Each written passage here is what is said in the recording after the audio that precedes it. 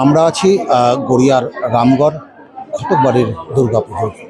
আজকে মহা অষ্টমী। এই বাড়ির পুজোর বিশিষ্ট হলো যে এটা ৩০০ বছরের একটি পুজো। এটি ঝাঁঝারি গ্রাম ফরিদপুর জেলার, সেখান থেকেই এই পুজোটাকে ওপার বাংলা থেকে দেশভাগের সময় কিন্তু এই পার বাংলায় চলে আসে। তারপরেই পশ্চিমবঙ্গের বিভিন্ন প্রান্তে কিন্তু এই পুজো হয়। মূলত এই বাড়িতে যে পুজোটা হচ্ছে সেই পুজো কিন্তু দীর্ঘ 18 বছর ধরে হয়ে আসছে।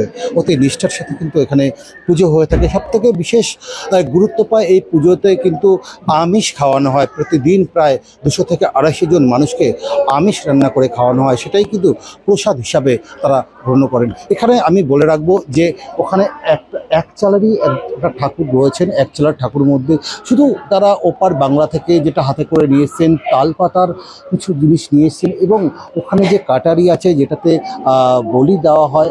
এই বলির বিষয়টাও আমি একটু পরে বলছি। যে বলি দেওয়া হয় সেই কাটারিটা কিন্তু এখানে নিয়ে আসা হয়েছে। এখানে কিন্তু প্রচুর বাড়ির মহিলারা রয়েছেন। এখানে কিন্তু নিষ্ঠাভাবে কিন্তু এই বাড়ির পুজো করা হয়ে থাকে, এটাই কিন্তু জানাচ্ছেন।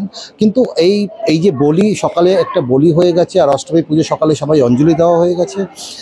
এরপরেই কিন্তু প্রসাদ হবে। এখনও কিন্তু সেই সন্ধি পুজো শুরু হয়নি, সেই পুজোর পরেই তো সব জোগাড় হচ্ছে। কিন্তু এরপরেই কিন্তু এই পুরো পুজোর জোগাড় করেই কিন্তু পুজোয় বসা হবে।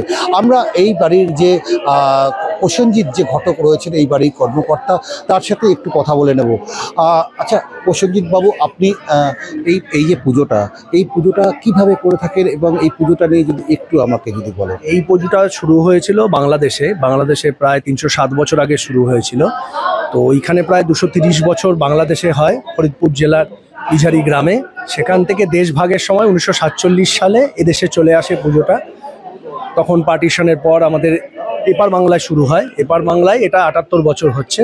তো এপার বাংলা আসার পর এটা পশ্চিমবঙ্গের বিভিন্ন স্থানে, যেরকম আমরা অন্ডালে পাণ্ডবেশ্বর জানি, হিন্দুস্তান পার্ক, ইভেন ভুবনেশ্বরও পর্যন্ত এই পুজোটা হয়েছিল। বর্তমানে 2007-এর অনওয়ার্ডস এটা রামগড়ে আমাদের এই বাড়িতে হচ্ছে। এটা অত্যন্ত পুরনো পুজো। এটা শাক্তমতে এই পুজোটা হয়। মানে শাক্তমতে পুজো মানে হচ্ছে 3 দিনই এখানে আমাদের আমিষ ভোগ দেওয়া হয়, এবং সেই আমিষ ভোগ রান্না করে থাকেন আমাদের বাড়িরই মায়েরা, বোনেরা তাদের করেন। এবং মা আমাদের ঘরের মেয়ের মতো প্রতি বছর আসে। আমরা মাকে এই পুজোর যে বিশেষত্ব, এই বিশেষত্বটা কি? এটার একটা বিশেষত্ব হচ্ছে আমাদের প্রতিমার দিকে যদি আপনি একবার তাকান তাহলে দেখতে পারবেন এপার বাংলার অনেক পুজোর মতোই এপার পুজোতেই এখানে হচ্ছে পুরোহিতের ডান দিকে গণেশ।